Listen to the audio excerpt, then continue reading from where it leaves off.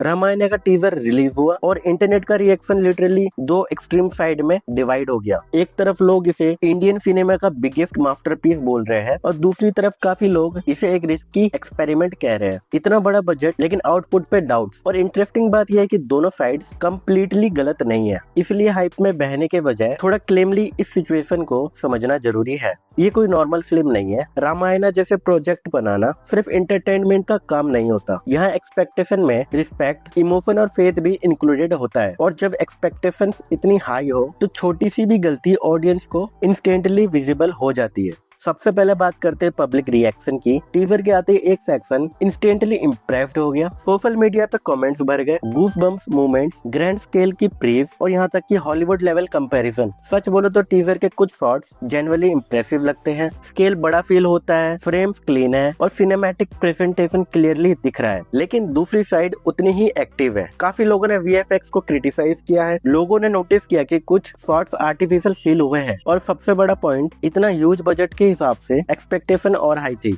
एक कमेंट बार बार रिपीट हो रहा है कि आदि पुरुष से बेटर है, लेकिन ये अचीवमेंट नहीं है। इसका मतलब सिंपल है, ऑडियंस थोड़ी इम्प्रेस्ड है लेकिन फुल्ली कन्विंस्ड नहीं है। और जब ऑडियंस ट्रस्ट नहीं करती तब वो हाइप क्रिएट नहीं करती है, वो वेट करती है। अब बात करते हैं टीजर के सबसे क्रिटिकल पार्ट की, वीएफएक्स और सीजीआई। माइथोलॉजी फिल्म्स में विजुअल्स बैकबोन होते हैं और यह पॉजिटिव और नेगेटिव दोनों क्लियरली विजिबल है। पॉजिटिव साइड देखोगे तो लाइटिंग काफी जगह में रियलिस्टिक लगती है, कलर ग्रेडिंग सिनेमैटिक है और ओवरऑल स्केल इम्प्रेसिव है। मेकर्स ने अफोर्ड डाला है, ये क्लियर है, लेकिन इशू कंसिस्टेंसी का है। कुछ शॉट्स टॉप टियर क्वालिटी के लगते हैं और तुरंत नेक्स्ट फ्रेम में थोड़ा आर्टिफिशियल फील हो जाता है। ये फ्लक्चुएशन ही ऑडियंस को डिस्टर्ब कर सकता है। आज का व्यूअर हॉलीवुड लेवल वीएफएक्स देख चुका है तो कंपैरिजन ऑटोमेटिक हो जाता है। इसलिए लोग बोल रहे हैं गुड है लेकिन परफेक्ट नहीं। और इस प्रोजेक्ट के केस में गुड काफी नहीं है। अब सबसे हैवी टॉपिक, बजट। रिपोर्ट्स के अकॉर्डिंग इसका बजट 4000 करोड़ तक जा सकता है। इतना पैसा लगाने का मतलब है कि फिल्म को सिर्फ इंडिया में नहीं ग्लोबल लेवल पर परफॉर्म करना पड़ेगा। और मैंने सुना था ये मूवी जितना इंडिया के ऑडियंस को टारगेट नहीं कर रही, उससे ज्यादा अदर कंट्रीज की ऑडियंस को टारगेट कर रही है, क्योंकि ये 1200-1500 करोड़ का कलेक्शन को सक्सेस नहीं माना जाएगा।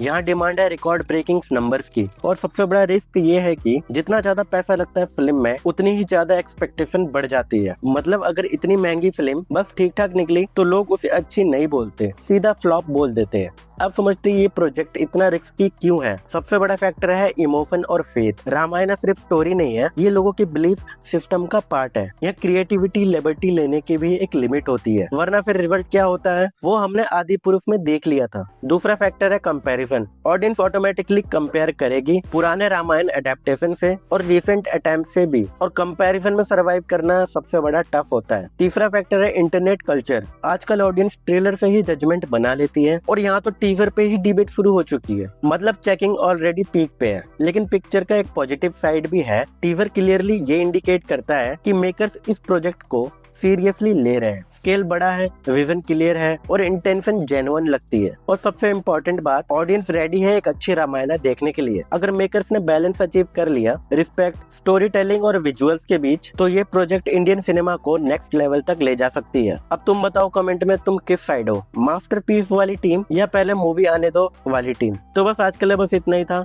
वीडियो अगर पसंद आई तो वीडियो को एक लाइक कर देना। और मैं जा रहा हूँ नहाने क्योंकि बारिश हो रही है।